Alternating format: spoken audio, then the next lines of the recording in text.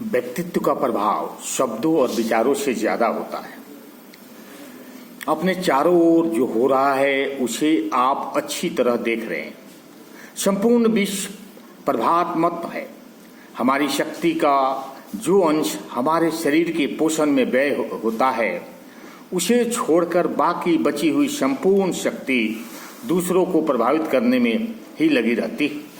हमारा शरीर, हमारे सद्गुण, हमारी बुद्धि और हमारी आध्यात्मिकता सभी निरंतर दूसरे को प्रभावित करते रहते हैं और स्वयं प्रकाशित होते रहते हैं। यही क्रिया हमारे चारों ओर निरंतर होती रहती है। एक व्यक्ति आपके साथ आता है, वो विद्वान है, उसकी भाषा अपनी मधुर है, वो अब काफी देर तक आपसे बातचीत भी करता है पर आपके ऊपर प्रभाव जमाने में वो असफल रहता है। वहीं एक दूसरा व्यक्ति आता है जो अपनी टूटी फूटी भाषा में कुछ ही शब्दों बोल पाता है, फिर भी वह आप पर विशेष प्रभाव जमा जाता है।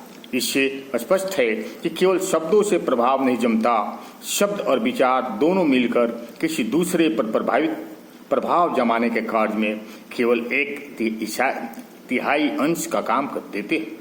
बाकी 2/3 तो व्यक्तित्व ही काम करता है।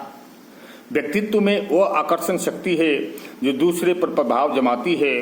हम लोगों के घरों में भी मुखिया होते हैं पर सभी मुखिया कुटुंबों पर प्रभाव डालने में सफल नहीं होते। कुछ सफल होते हैं तो कुछ असफल। ऐसा क्यों? हम लोग अपनी असफलता के लिए दूसरों को दोषी ठहराते हैं। जब हमें असफलता मिलती है तो हम कह उठते हैं कि अमुक व्यक्ति हमारी असफलता के कारण है। असफलता में कोई अपना दोष या अपनी कमजोरी स्वीकार करना नहीं चाहता। प्रत्येक व्यक्ति अपने को निर्दोष समझता है और किसी दूसरे व्यक्ति और वस्तु को अपनी असफलता का कारण बताता है। जब कुटुंब के मुखिया अपनी व्यवस्था में असफल हो तो उन्हें स्वयं अपने से ही प्रश्न पूछना चाहिए कि ऐसा क्यों होता है। बीते हुए समय केवल बड़े बड़े लेखकों और विचारकों को लें और देखेंगे कि उन्हें भी वास्तव में कितना सोचा है। उन सारे प्राचीन लेखकों का व्यक्तित्व ही काम देता है। उनकी वस्तु पुस्तक को सामने रखकर उसका मूल आके तो हमें पता लगेगा इस जगत में नए और मौलिक विचार बहुत ही कम है। उनकी पुस्तकों में दिए गए विचारों का अध्ययन करें तो वे लेखक हमारे लिए बहुत महान नहीं ज्ञात होते, पर वह भी जानते हैं कि अपने युग में महान थे, किंतु चीज ने उन्हें इतना महान बनाया था। उन्हें महान बनाने का श्रेय न केवल विचारों को है, न उनके ग्रंथों का है, न उनके व्याख्यानों का है।